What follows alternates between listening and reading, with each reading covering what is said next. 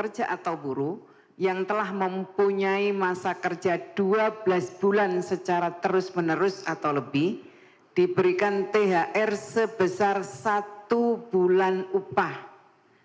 Sedangkan bagi pekerja atau buruh dengan masa kerja 1 bulan secara terus-menerus tetapi kurang dari 12 bulan upah diberikan secara proporsional.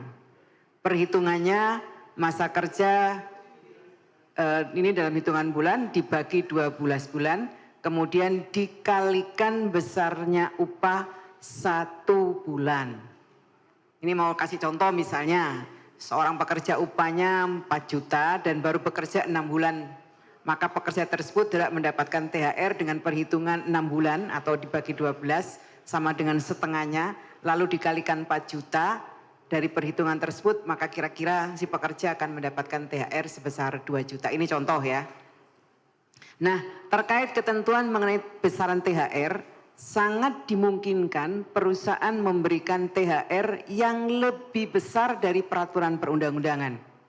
Dalam Permenaker nomor 6 tahun 2016 diatur bahwa bagi perusahaan yang dalam perjanjian kerja, peraturan perusahaan, perjanjian kerja bersama atau kebiasaan yang berlaku di perusahaan tersebut telah mengatur besaran THR yang lebih dari itu, ketentuan peraturan lebih dari ketentuan peraturan perundang-undangan maksud saya, maka THR yang dibayarkan kepada pekerja atau buruh tersebut sesuai dengan PK, PP, PKP atau kebiasaan tersebut. Pertanyaan berikutnya, kapan THR harus diberikan? THR keagamaan wajib dibayarkan paling lambat 7 hari sebelum hari raya keagamaan. THR keagamaan ini harus dibayar penuh, tidak boleh dicicil. Saya ulang ya, ada banyak yang saya ulang nih. THR keagamaan ini harus dibayar penuh, tidak boleh dicicil. Saya minta perusahaan agar taat terhadap ketentuan ini. Saudara sekalian, tadi saya mengatakan bahwa dalam perhitungan THR, upah yang digunakan adalah upah 1 bulan. Terkait upah 1 bulan ini ada kekhususan pengaturan bagi pekerja atau buruh dengan perjanjian kerja harian lepas. Bila pekerja mempunyai masa kerja 12 bulan atau lebih, maka upah 1 bulan dihitung berdasarkan rata-rata upah yang diterima dalam 12 bulan terakhir sebelum hari raya keagamaan. Lalu bagaimana dengan pekerja harian lepas yang masa kerjanya kurang dari 12 bulan? Untuk pekerja yang demikian ini maka 1 bulan dihitung berdasarkan rata-rata upah yang diterima tiap bulan selama masa kerja tersebut. Berikutnya juga ada ketentuan perhitungan upah 1 bulan bagi pekerja atau buruh dengan upah satuan hasil. Untuk pekerja atau buruh ini perhitungan upah 1 bulan didasarkan pada upah rata-rata 12 bulan terakhir sebelum hari raya keagamaan.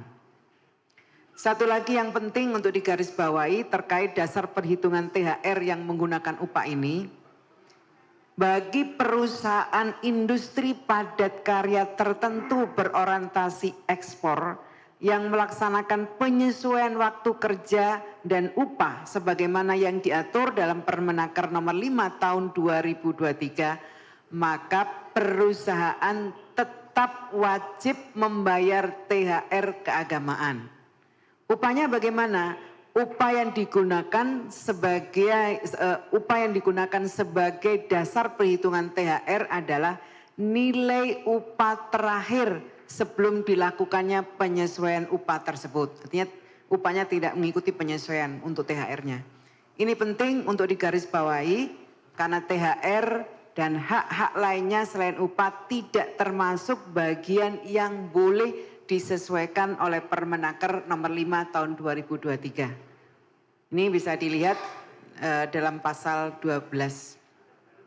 Bapak Ibu Saudara sekalian yang saya hormati, surat edaran ini saya tujukan kepada para gubernur di seluruh Indonesia dan juga saya minta kepada para gubernur untuk menyampaikan kepada bupati, wali kota di seluruh provinsi masing-masing. Oleh karena substansi yang dimuat dalam SE ini terkait bidang ketenagakerjaan, maka tentu saja SE ini juga menjadi acuan.